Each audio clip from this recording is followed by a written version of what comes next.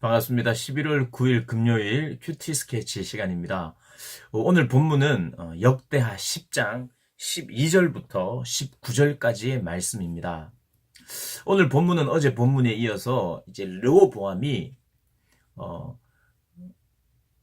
여러 열 지파에서 지파 사람들, 그러니까 여로보암과 많은 이스라엘의 어떤 지파를 대표하는 사람들이 와서 르호보암에게 조건을 제시했죠.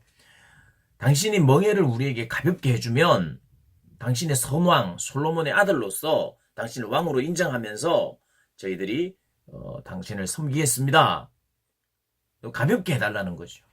그래서 이 일을 그 소리를 듣고 3일 뒤에 찾아오라. 내가 생각해 보겠다 하고 원로들에게도 물어보고 또 자기가 함께 자란 젊은 친구들에게 신하들에게도 물어봤어요. 원로들은 가볍게 해드려야 됩니다. 신하들은 아닙니다. 아버지 때보다 더 심하게 해야 합니다. 그래야 찍소리 못합니다. 이렇게 조언을 한 거예요. 그래서 르호보암이 젊은 신하들의 이야기를 들었어요. 그래서 어떻게 대답을 했느냐 하면 어제 본문의 10절에 이렇게 이야기를 합니다. 내 새끼 손가락이 내 아버지의 허리보다 굵으니. 이게 이제 함께 자란 신하들의 어떤 이야기를 인용하는 거죠. 신하들이 그렇게 이야기하라고 하는 거예요. 왕은 대답하시기를 내 새끼 손가락이 내 아버지의 허리보다 굵다. 이게 무슨 말이냐면 내 새끼 손가락이 아버지 허리보다 더 굵다. 그러니까 아버지의 허리가 내 새끼 손가락만 하다는 거예요. 그러니까 아버지보다 내가 훨씬 더 그런 부분에서 멍에를 더 했으면 더 했지. 내가 더 강하게 밀어붙이면 밀어붙였지. 난 아버지보다 덜 할 마음이 없다. 그래서 오늘 14절에 아버지는 가죽 채찍이로 너희를 치고 일을 시키고 다스렸다면 나는 정갈 채찍으로 너희들을 다스리겠다. 이게 완전히 엄포를 놔버리는 거예요.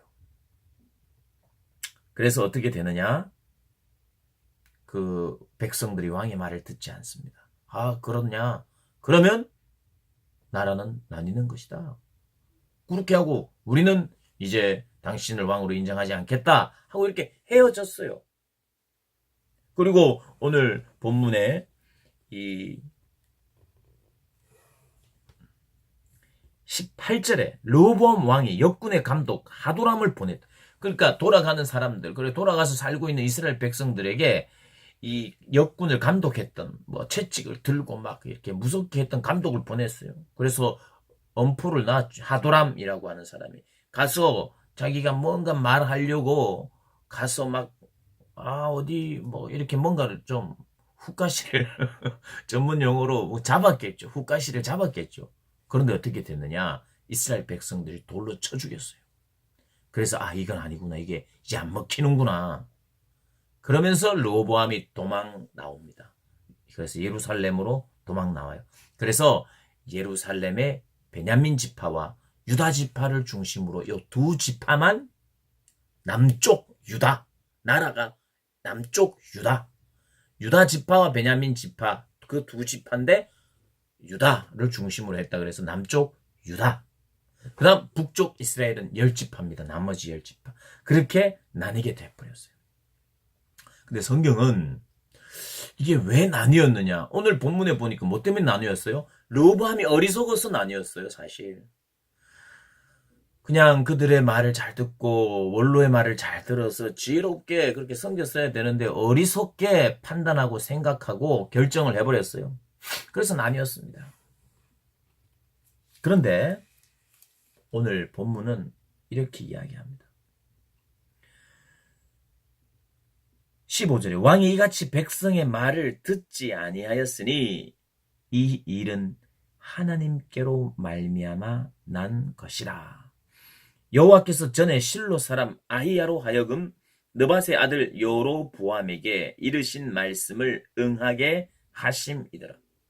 성경은 이렇게 해석하고 있어요. 하나님의 뜻대로 됐다. 하나님의 말씀대로 됐다. 여러분, 어차피 나누어질 것이었다. 이렇게 봐도 틀린 건 아닙니다. 왜냐하면 하나님의 뜻이었기 때문에. 그러나 우리가 하나님의 뜻도요, 하나님께 순종해서 이렇게 됐다 하는 내용도 있어요. 순종해서 나뉘지 않았다.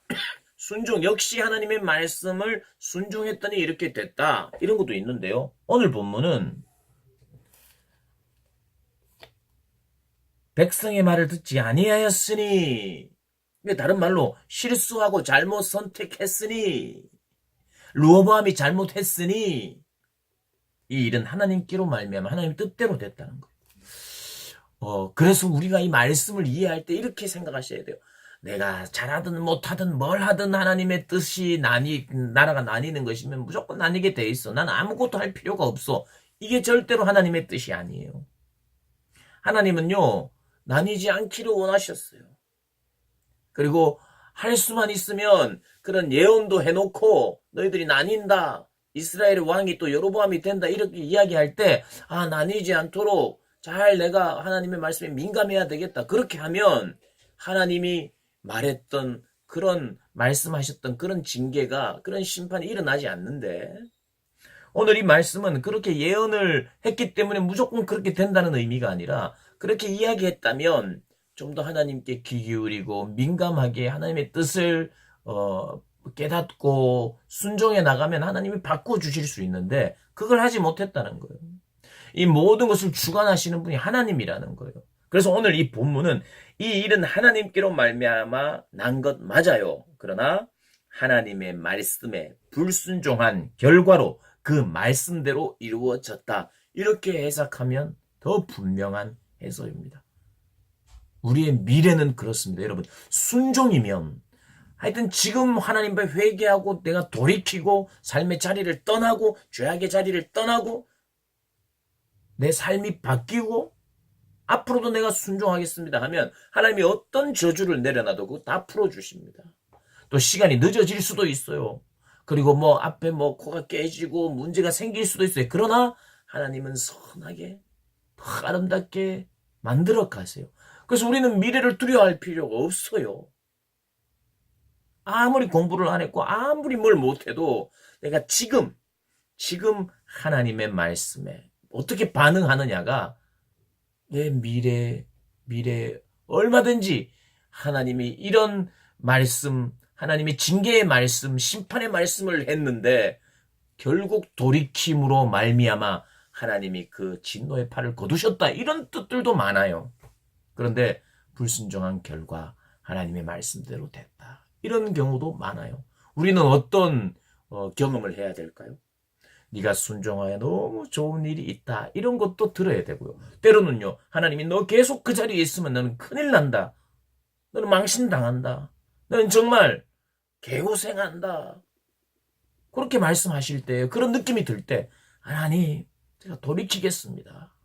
하나님 하고 돌아오면 하나님은 그 말씀을 거두어 가세요. 오늘 그 이야기를 하는 겁니다. 사랑하는 고등부 학생들, 우리 선생님들, 순종의 자리로 가야 할 그런 영역이 어디에 있습니까? 그리고 죄악의 늪의 자리에 허우적거리는 자리가 있다면 그 자리를 떠나야 돼요. 하나님이 원하시고 기뻐하시는. 그러면 하나님의 결과들을 선하게 바꿔주는 줄로 믿습니다. 그렇게 믿고 오늘 하루도 승리하시기를 주의 이름으로 축복합니다. 오늘 하루도 화이팅!